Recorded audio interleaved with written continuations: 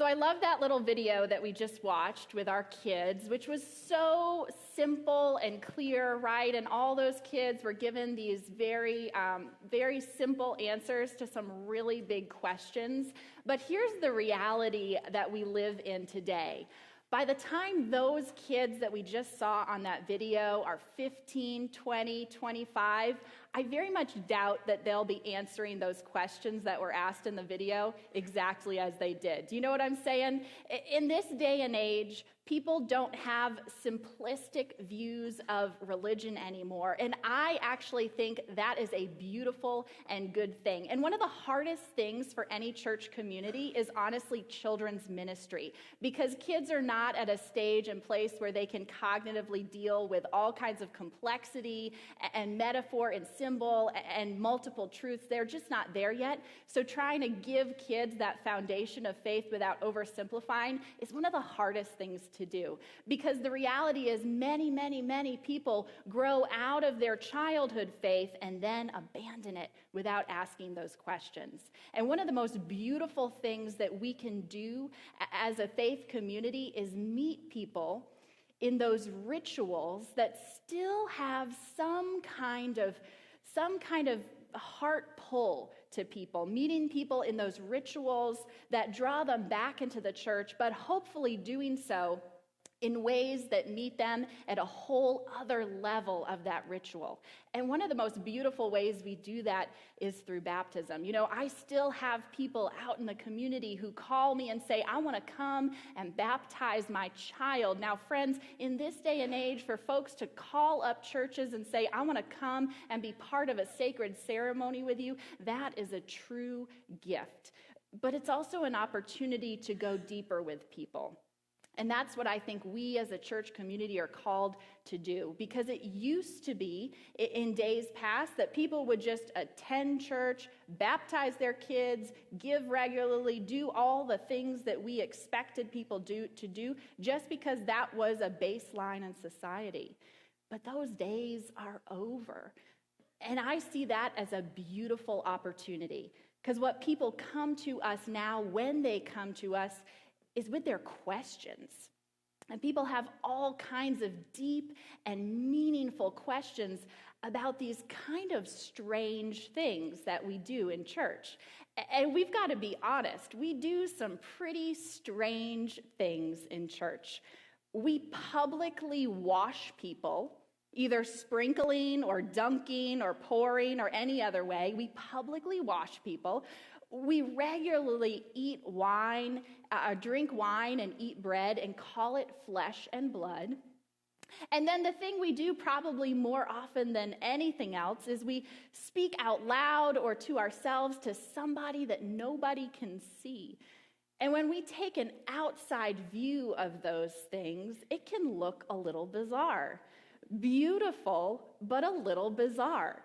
And so we should be questioning this stuff all the time, not only just so we can answer people when folks inevitably question, why are you baptizing your child? That's not a given in today's society. Why do you go to church? That's not a given in today's society. We have ready answers that we've thought deeply about and that are personally true for us.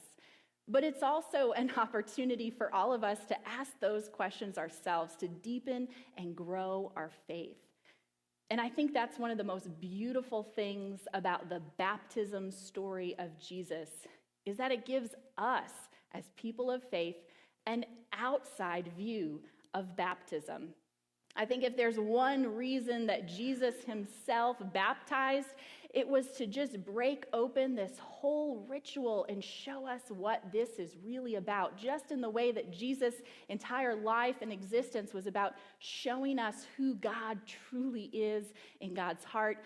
Jesus' own baptism breaks open and reveals what this beautiful and sacred ritual is all about. And I think Jesus' baptism reveals a couple amazing things about this crazy thing that we do here in church. The first thing it reveals is that baptism is a rebirth. It's no mistake in our planning that we just finished telling the story of Jesus' little baby birth. And now, right when that story ends, the church all over the world tells the story of Jesus' baptism because it's his second birth. We know that Jesus was baptized when he was around 30 years old, and we have all of these stories of when he was a baby, and maybe a few smattering of events in between. But honestly, we don't have any stories truly of what Jesus was up to in the world between the moment of his birth and his baptism. Because in the eyes of the church, perhaps it didn't much matter. We can imagine Jesus was probably out carpentering and being with people and being a wonderful, beautiful child of God in this world. But it wasn't until his moment of baptism that everything shifted. And his true call in this world began. To us, that opportunity exists as well.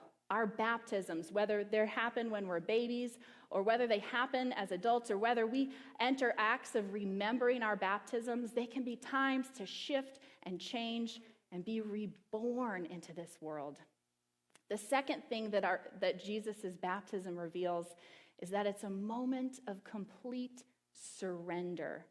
And this is the thing that threw John the Baptist off the most. He came, and Jesus came to him, and John said, I can't baptize you. I can't hold you and bring you into the water. You should be the one baptizing me.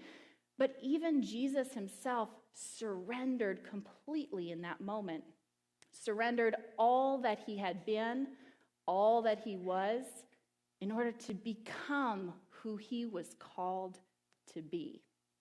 And who was he called to be? Well, in that moment of baptism, probably the most important thing for any of us to know about baptism is revealed. In that moment when Jesus entered the waters, surrendering all in that moment, the heavens opened, and we heard the voice of God. As a dove of the Holy Spirit descended, the voice of God said, "This is my Son, the beloved, with whom I am well pleased."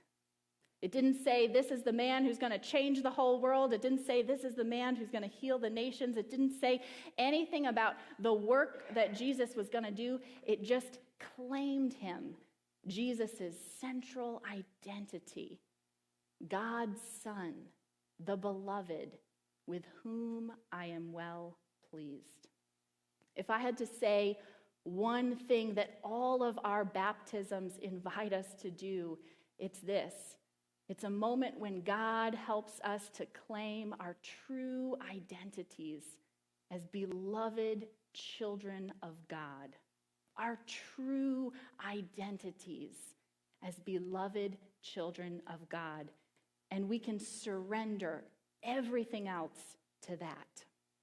The world is always trying to put all kinds of identities on us, and sometimes we wear them ourselves. And to be honest, I've never had a label or an identity that feels anything but slightly ill-fitting clothing. Sometimes those labels and identities can be negative and harmful. We might have labels the world has put on us like lazy or ugly or poor or drunk, or things that bring us down. Baptism is a moment where those are washed away. We might have labels that sort of don't fully define us, labels like outgoing or introverted, labels like happy or sad, labels like career-driven or quiet and homebody. But those labels never fully explain the depth and the truth of who we are. Stephen Colbert in the Colbert Report used to have a frequent refrain that he would come back to that I just love. And it was this. He used to say in his skits that what would he say? He would say, "I am always right except when I'm not. I am always right except when I'm not." And I think that that's so true about pretty much every label that we put on ourselves or that the world puts on us. It's always true, except when it's not. There's just nothing that somebody can lay claim to us or the world can lay claim to us that truly speaks to the depth of who we are. except for one identity. And I think that this is what the waters of baptism help to wash off and lay claim to, that one central identity, the core of who we are, the deepest being, the place in our soul that speaks to the truth of who we are and why we were created. And that is that we are beloved children of God. Beloved children of God. That's it. That was the center of Jesus' identity, and it's the center of ours as well. Not that we're saviors like Jesus was, but we are also God's children, and there is no other identity that speaks more truth to who we are and how we were created than that. And that is the truth that baptism reveals. That's the truth that we can come back to and return to through the ritual of baptism, washing away everything that the world says about us, washing away all of our own sins and transgressions that haven't lived up to the truth of our belovedness, things that we've done that are out of character as a beloved child of God, washed away. And in that moment of baptism, we are laying claim to a rebirth, a new birth, a new story that we get to tell along with God of who we are and how we will live in this world as beloved children of God. This past week, I was out in Arizona for a while, and I was in the desert of Arizona. And out in Arizona, there are these beautiful saguaro cactus plants. But I learned something very interesting about the saguaro cactus. You know, it's very hard for anything to grow in Arizona. It's just a desert. There's almost no water. And yet there is life in the desert that takes hold nonetheless. And one of those pieces of life is the saguaro cactus, which can grow super, super tall.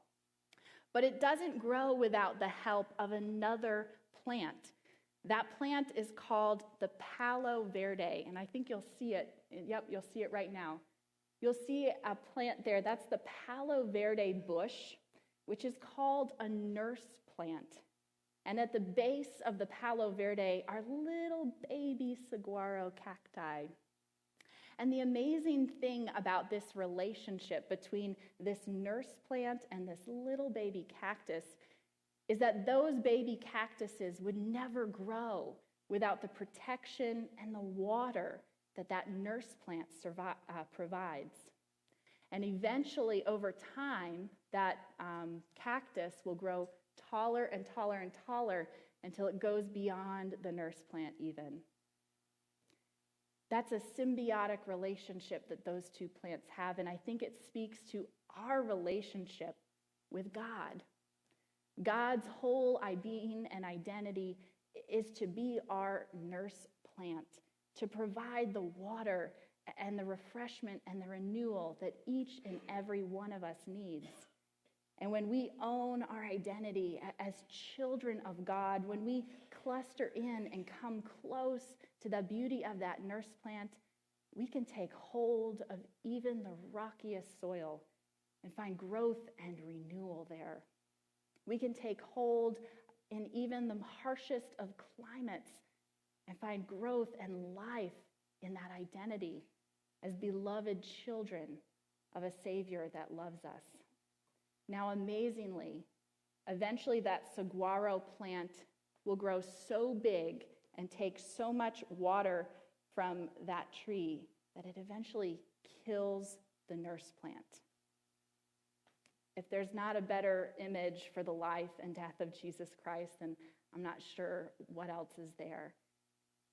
We grow and thrive when we own our identities and when we identify ourselves in relationship to the God who loves us, even to the point of death. That's a truth that we own in baptism as well.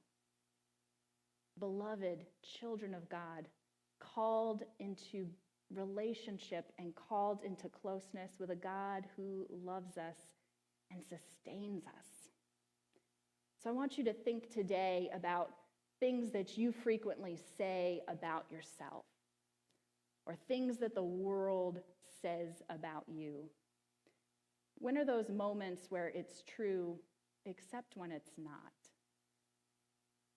And would it be possible to cast aside the oppression of those labels, the oppression of sometimes that sin, the oppression of the thing that doesn't speak to the truth of our being?